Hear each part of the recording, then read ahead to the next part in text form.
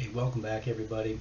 We've got another pretty straightforward model. It's pretty basic when you start breaking it down into individual shapes. The one thing that we're really going to add that's new that we haven't seen before is our rib command. And we're going to create this feature right here using the rib command. Standard straight line shapes, and we're going to add some fillets in at the very end of our model. So when we look at our dimensions, we know that we're going to be, the material is going to be 304 stainless. We're going to double check everything by using some evaluation properties, so we'll show you how to get into that. Simple rectangle up on the top plane is how we're going to start this particular part. We know that this thing is 60 millimeters wide, has 50 millimeters depth, and it's also 50 millimeters tall. So let's go ahead and get this thing started. So we want to create a new part. We want to verify that we're in the right dimensioning standard. So I come down to the bottom right and it shows me that I'm in inch pounds and seconds. So I want to change that. So I use the upward chevron to expand it. I want to select millimeters grams per second or millimeters grams second. Also want to add the material while we're thinking about changing our settings. So come up to the material command over here in the tree. This is one that we need to use a right selection mouse. So right click, edit material. Steel's probably defaulted out, but it's going to be housed under steel. So select AISI 304, apply and close. So that's going to get our material properties. Come up to your features tab, make sure that you select features tab, and we want to create a simple extrusion, and I want to start on the top plane. It's going to keep everything kind of oriented the same way that we've got our drawing dimensions that were provided. So I want to come to the rectangle or corner the rectangle command is in our sketches, and I want to select a center rectangle. So move your mouse pointer out, make sure that you have the right one selected. If you pick the wrong one, you can still come over and change your selections here. So on the point of origin, one mouse click, pull it out, second mouse click, and now we're ready to dimension this thing. So come up and select your smart dimension command. Make sure that it is selected. Come pick this bottom horizontal line, and let's make it 60. And our vertical line, we want to make it 50 for our delta. Alright, so click out in the model space. I look down to the bottom right hand corner. We are fully defined, so we're able to move on to exiting the sketch. And the height of this was 10 millimeters. Remember that from the drawing. So we want to go ahead and accept it. Alright, so we now have just a block of material out here. As I look at this, I think the next feature that I want is going to be this upper rectangle. Even though it's got these couple extra lines in here, we could do it a little bit differently, but I want to start with a relatively simple shape. So when we go back to our model, we want to create another extruded boss base. So I select extruded boss base. It's asking us where we would like to create our extrusion. I want to be on this top surface. I'm going to pick it. I'm going to use my Control-A command to orient normal to me. It automatically put me into the sketching mode. I want to use another rectangle command, but this time I want to use a corner rectangle. I'm going to start from my upper left-hand corner and using this vertex. One mouse click, pull it over to this right side edge, a second mouse click. Now dimensionally, we should only need one dimension because everything else is going to be pretty well constrained by the 2 points that we place. So smart dimension, can pick this right side edge, place it down, and it is going to be 10. Rotate it around to where we can see what's going to happen when we get ready to create our extrusion. So we're going to exit our sketch. It should automatically move us into the extrusion mode. We remember that the height of this part was 50 millimeters. We've already extruded out 10, so we know that there is 40 remaining. So in your dimension or your extrusion length, you want to make sure that you are set to 40, and we want to accept that. Alright, so looking at our drawing, we now have this feature extruded up, which is the height of this, but we want to remove this material here. So we should be able to create a line here, down, over, and up. So we got 30 on the height, 30 on this length of this line, and 10 over from this right hand side.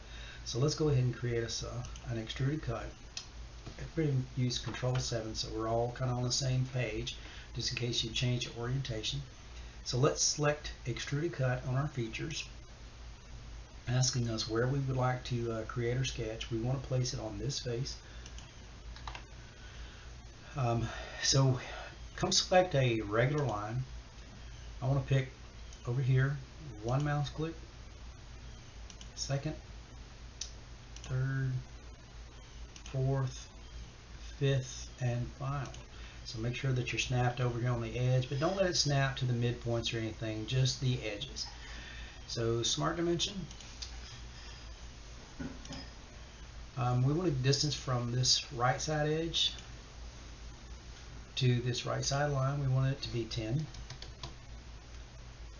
From this top surface of our first extrusion to this horizontal line, that was also 10. And then we need a length of this line. We remember that was 30. And then the distance from here to here, from this horizontal line to this bottom edge, it was also 30. So pick that, place it, and that is 30. So click out in the model space. So we have our dimensions on all 3 of our lines, 4 of our lines that we have. We're fully defined. We are now ready to cut this. I'm going to rotate it around just a little bit where we can see what's going on. So I exit my sketch. We've got a singular line. Our arrow is pointing in, so it's telling us that we're going to remove this material. I'm going to change my my depth, or what length that I'm going to cut, to through all. It gives me this little shape that I'm going to remove, so I'm happy with that. So I'm going to go ahead and accept it. So we've now removed that. So Control 7. We then can look at our isometric or pictorial drawing, and we've removed all this material. So the next thing that I want to do is probably cut this section right here out. So let's go back and look at our dimensions. So we're 30 over and we're 20 from the top. So everybody use the Control 7 command to get us like this. We want to create a extruded cut, and I want it to be on this top surface of our first extrusion. So I'll pick the top surface. I'm going to use the Control 8 command. I'm going to use a corner rectangle, and make sure that you are in a 2-point corner. I'm going to start just here at this vertex where it snaps from this edge and this edge. So we got this little point. One click, and I'm just going to pull it up. So smart dimension, it said from here to here was 30, and from this top edge to this top horizontal line was 20. Alright, so we'll click out in the modeling space. Our dimensions are black. Come over, look, we're fully defined. Rotate this around, so when we exit our sketch, I want to make sure that we could leave it as blind, but I just want to say through all. That way it's going to always go through everything. So Control 7, we look at our model, and we're getting closer and closer. Now what I want to do is I want to create this rib command.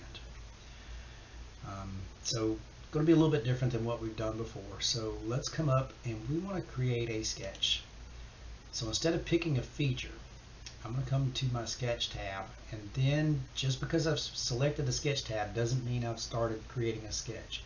I then need to come up and select the sketch icon, and then it's going to ask us where we would like to place it. I'm going to rotate my model. So I'll take my middle scroll wheel, hold down, and rotate it around to where I can see this face here. This is the face that I want to draw my sketch on. So I'm going to use the Control 8 command, and then I'm going to come up and select one line. I want to make sure that I'm up on this upper vertex, and then I want to come down to this vertex. I want to hit my escape key. Now I didn't have to dimension anything. I'm fully defined. We have a line that's just here, a singular line. I'm going to use the Control 7 command to make it an isometric. So then I want to exit my sketch. Now I've really not done anything here, so I want to come to my Features tab. So open up the Features tab. We have all of these other things that are available, all these other tools that are available to us. About 3/4 of the way over, we have a rib command. Or it says what plane or face do we want to use. This time I want to use an existing sketch. So I'm going to pick this line. Now I'm going to rotate my model around. See, it's given me this preview of what we have. Mine is defaulted to both sides of the line. I can go to one side of the line, but I see that my rib is on the outside of the model. That's really not what I want. So I want to come over to this other one where it says second side. Mine says second side. So flip it over to where we've got this portion's giving us the preview. My arrow is pointing down towards the model itself. The extrusion width of this thing is going to be 10 millimeters, which is what was called out on our drawing. So I'm pretty happy with what we have here, and we just want to hit our check to accept it and see if everything comes out. I'm very happy with that, so we're ready to move on to the next thing. So we want to Control 7. So I'm looking at our model. So we have the rib in, we have this cut. Now we need 1, 2, and 3 fillets, and those were 10 millimeters. So on our model here, we want to come up to the fillet command. We want to make sure that this far left one, constant size fillet, I think it defaults out at 10 millimeters when you're in metric, so we're going to leave that alone. If not, make sure that you change it. We want to pick this vertical edge, and this vertical edge. I think that was the 3 that we actually had. Yep, sharp corner. So we have those 3 areas. If you don't have your full preview selected, you can go ahead and select your full preview, and it'll show you what's going on, and we want to go ahead and accept it. And now we've got our model made, so we want to verify whether our volume and everything is correct. So up here at the very top on your tabs, it's the 3rd one over from your features. Depends on how many other toolbars that you have open, but just make sure that you select the Evaluate tab, and directly above the Evaluate tab is our mass properties. So in our mass properties, we got 282 grams, 35,356, and 9989 on the surface area. I'm sorry, volume is 35,356. So when we look at our drawing, 282, 35,356, and 9989. So I'm pretty confident that our model worked out to be the same. Just go ahead and save this, and we should be